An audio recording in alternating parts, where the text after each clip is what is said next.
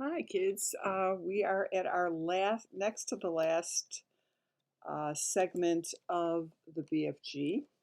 And when we were last together, the BFG and Sophie had gone to Buckingham Palace, blew a dream into the Queen's bedroom, and they were then introduced to her, and she realized that it's true, and now it's time for breakfast. And it's not so easy to give breakfast to the big friendly giant who's 24 feet tall, but the queen has employed probably the best butler in the world who runs the palace, and he prepares um, the breakfast scene for the BFG, including making the furniture for him. You'll see how he does it. It's a very funny scene. The royal breakfast. There was a frantic scurry among the palace servants when orders were received from the queen that a 24-foot giant must be seated at breakfast with Her Majesty in the great ballroom within the next half hour. The butler, an imposing personage named Mr. Tibbs, was in supreme command of all the palace servants, and he did the best he could in the short time available. A man does not rise to become the queen's butler unless he is gifted with extraordinary ingenuity, adaptability, versatility, dexterity, cunning, sophistication, sagacity, discretion, and a host of other talents that neither you nor I possess. Mr. Tibbs had them all. He was in the butler's pantry sipping an early morning glass of light ale when the order reached him. In a split second, he had made the following calculations in his head.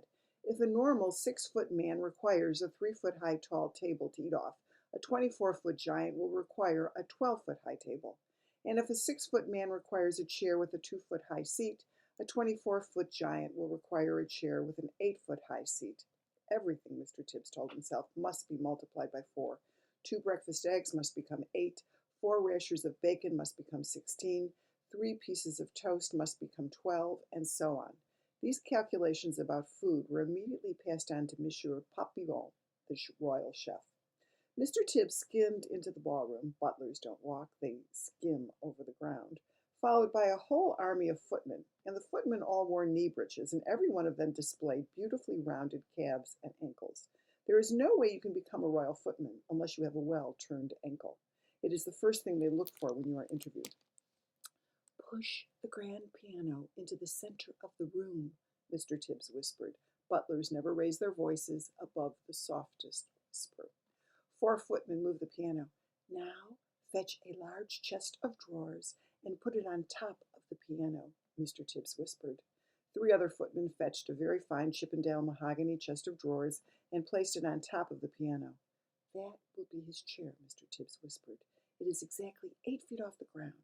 Now we shall make a table upon which this gentleman may eat his breakfast in comfort. Fetch me 4 very tall grandfather clocks. There are plenty around the palace. Let each clock be 12 feet high. 16 footmen spread out around the palace to find the clocks. They were not easy to carry and required 4 footmen to each one. And here's a picture of the footmen carrying the grandfather clocks, and there's Mr. Tibbs watching them. Place the 4 clocks in a rectangle 8 feet by 4 alongside the grand piano, Mr. Tibbs whispered. The footman did so. Now, fetch me the young prince's ping-pong table, Mr. Tibbs whispered. The ping-pong table was carried in.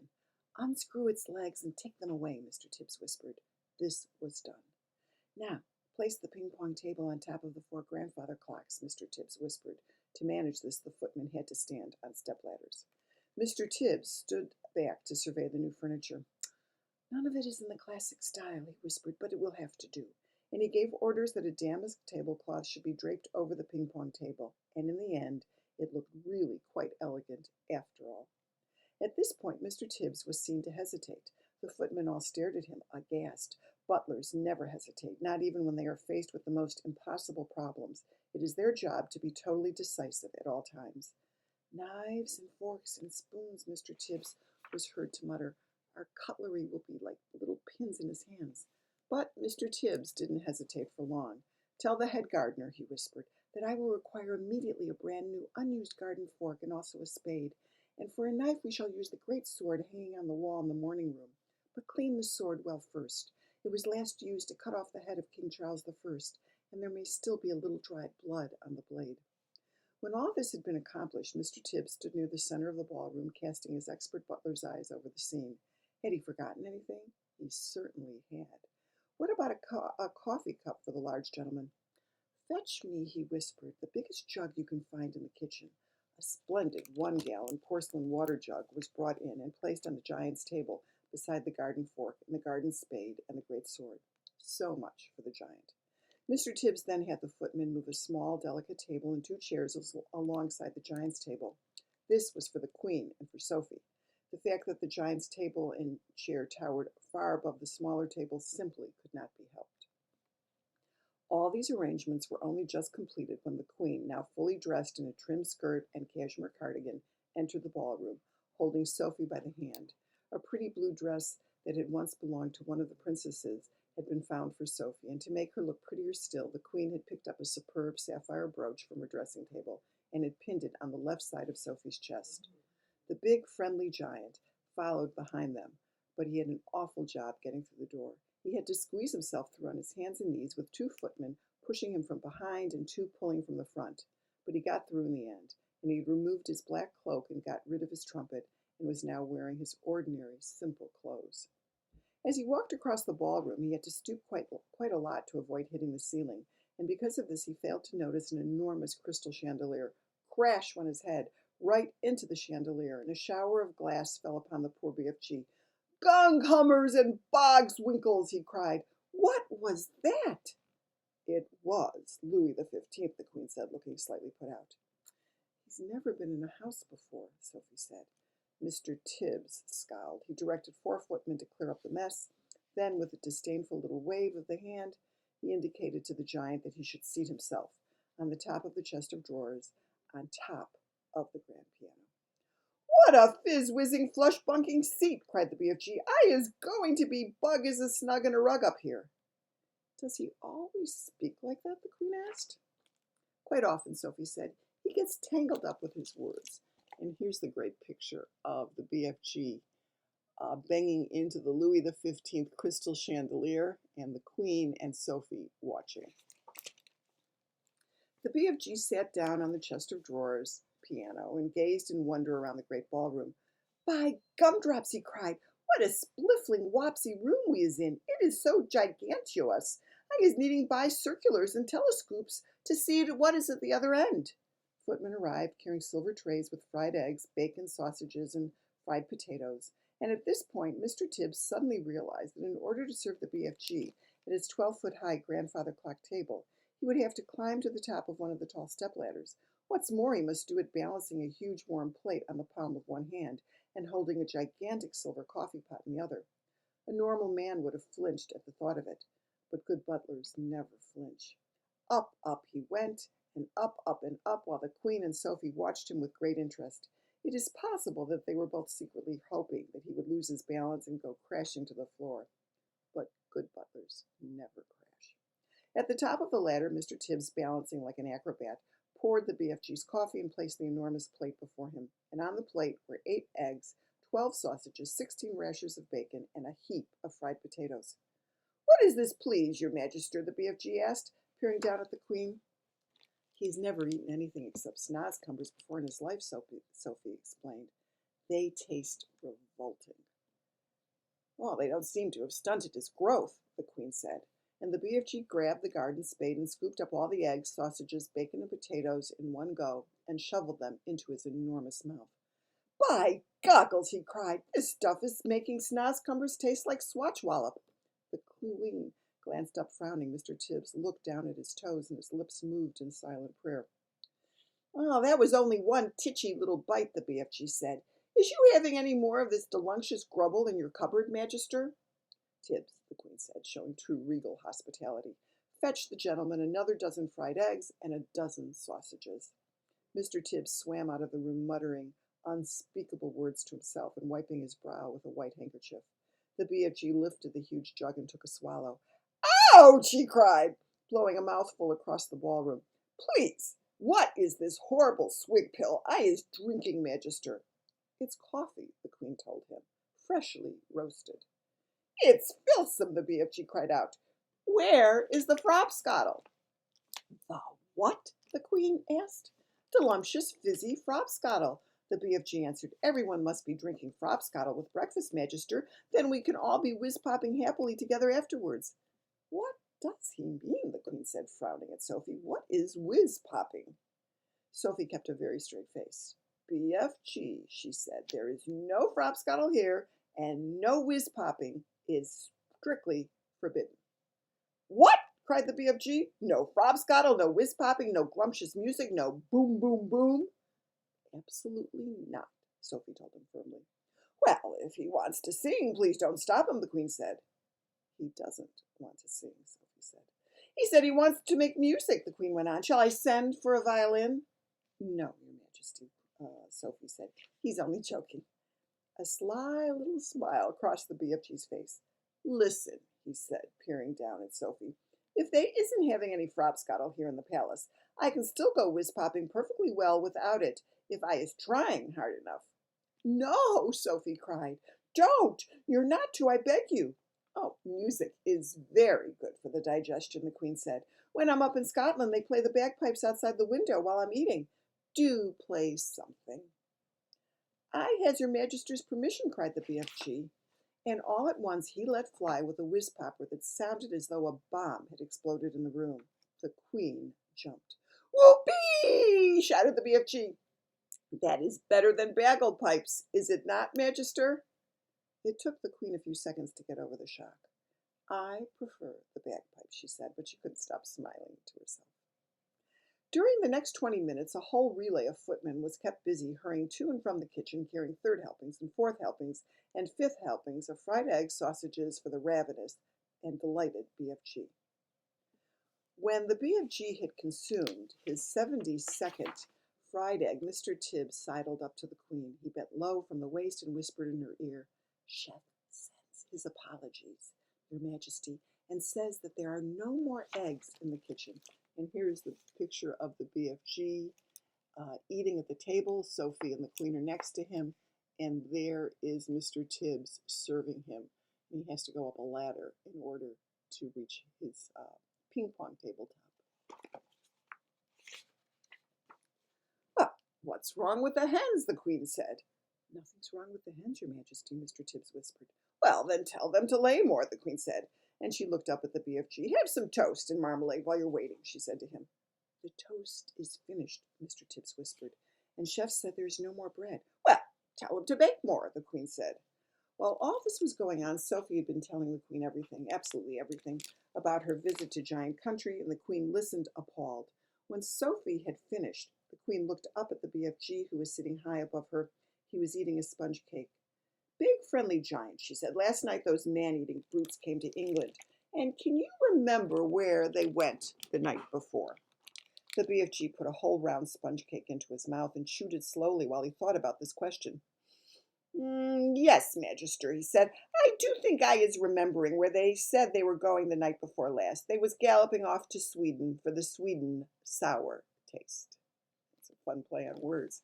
You know how there's sweet and sour meatballs and things like that? Well, he's going to Sweden for the Sweden sour taste. Fetch me a telephone, the Queen commanded. Mr. Tibbs placed the instrument on the table. The Queen lifted the receiver. Get me the King of Sweden, she said. Good morning, said the Queen. Is everything all right in Sweden? Everything is terrible, the King of Sweden answered. There is panic in the capital. 2 nights ago, 26 of my loyal subjects disappeared. My whole country is in a panic. Your 26 loyal subjects were all eaten by giants, the Queen said. Apparently they like the taste of Swedes. Well, why do they like the taste of Swedes? The King asked. Because the Swedes of Sweden have a sweet and sour taste, so says the BFG, the Queen said. I don't know what you're talking about, the King said, growing testy. It's hardly a joking matter when one's loyal subjects are being eaten like popcorn. They've eaten mine as well, the Queen said. Who's they, for heaven's sake? The King asked. Giants, the Queen said. Look here, the Queen said. Are you feeling all right?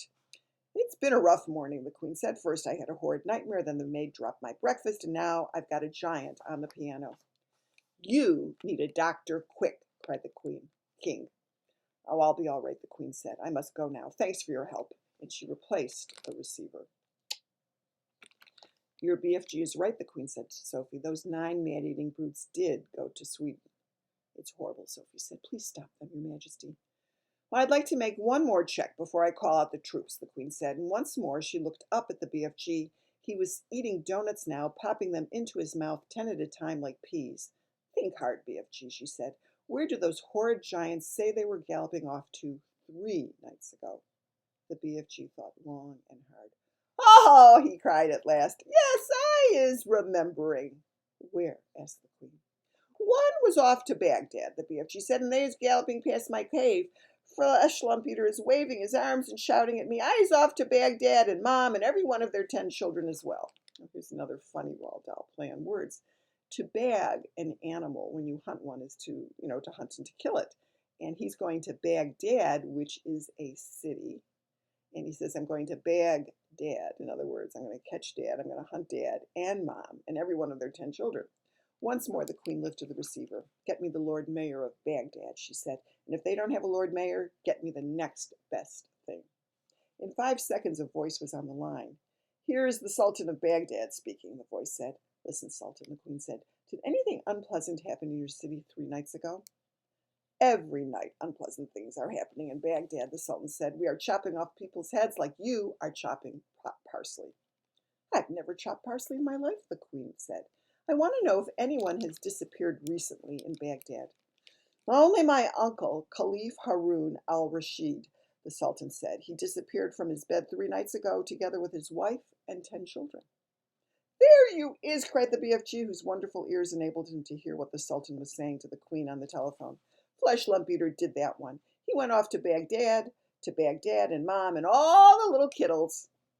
The Queen replaced the receiver. That proves it, she said, looking up at the BFG. Your story is apparently quite true. Summon the head of the army and the head of the Air Force immediately. All right, now this next chapter is called The Plan. The head of the army and the head of the Air Force stood at attention beside the Queen's breakfast table. Sophie was still in her seat, and the BFG was still high up in his crazy perch. It took the Queen only 5 minutes to explain the situation to the military men. I knew there was something like this going on, Your Majesty, the head of the army said. For the last 10 years, we have been getting reports from nearly every country in the world about people disappearing mysteriously in the night. We had one the other day from Panama. For the hattie taste, cried the BFG. And one from Wellington in New Zealand, said the head of the army. For the booty flavor, cried the BFG. What is he talking about? Said the head of the Air Force. Work it out for yourself, the Queen said. What time is it? 10 a.m.? In 8 hours, those 9 bloodthirsty brutes will be galloping off to gobble up another couple dozen unfortunate wretches. They have to be stopped. We must act fast. Oh, we'll bomb the blighters, shouted the head of the Air Force. We'll mow them down with machine guns, cried the head of the army. I do not approve of murder, the Queen said. But they are murderers themselves, cried the head of the army. That is no reason why we should follow their example, the Queen said. 2 wrongs don't make a right. And 2 rights don't make a left, cried the BFG. We must bring them back alive, the Queen said. How? The 2 military men said together. They are all 50 feet high. They'd knock us down like 9-pins. Wait, cried the BFG. Hold your horseflies. Keep your skirts on. I think I has the answer to the maiden's hair. Let him speak, the Queen said. Every afternoon, the BFG said, all these giants is in the land of Nadi. I can't believe a word this feller says, the head of the army snapped. Why doesn't he speak clearly? He means the land of Nod, Sophie said. It's pretty obvious. Exactly, cried the BFG. Every afternoon, all these 9 giants is lying on the ground, snoozling away in a very deep sleep. They is always resting like that before they is galloping off to guzzle another helping of human beings. Go on, they said. So what? So, what your soldiers has to do is creep up to the giants while they is still in the land of Nadi and tie their arms and legs with mighty ropes and wonking chains. Brilliant, the Queen said. Well, that's all very well, said the head of the army. But how do we get the brutes back here? We can't load 50-foot giants onto trucks. Shoot 'em on the spot. That's what I say. The BFG looked down from his lofty perch and said, this time to the head of the Air Force, you is having belly poppers, is you not? Is he being rude? The head of the Air Force said. He means helicopters, Sophie told him. Then why doesn't he say so? Of course we have helicopters. Wopsy big belly poppers, asked the BFG. Very big ones, the head of the Air Force said proudly. but no helicopter is big enough to get a giant like that inside it. You do not have to put him inside, the BFG said. You slings him underneath the belly of your belly popper and carries him like a torpedo. Like a what? Said the head of the Air Force. Like a torpedo, Sophie said. Could you do that, Air Marshal? The Queen asked. Well, I suppose we could, the head of the Air Force admitted grudgingly. Then get cracking, the Queen said. You'll need 9 helicopters, 1 for each giant. Where is this place? The Air Force man said to the BFG. I presume you can pinpoint it on the map? Pinpoint, the BFG said. Map? I was never hearing these words before. Is this Air Force beam talking slush bungle? And the Air Marshal's face turned the color of a ripe plum.